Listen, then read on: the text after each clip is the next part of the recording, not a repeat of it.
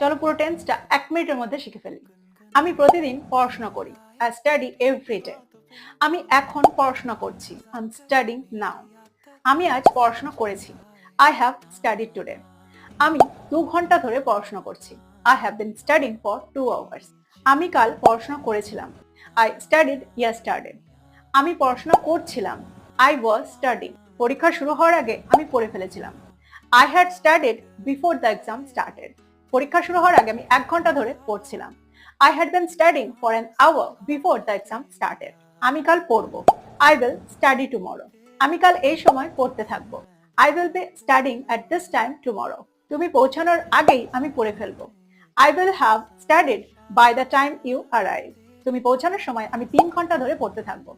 I will have been studying for 3 hours by the time you arrive. এরকম video আরো পেতে like, comment and subscribe করো।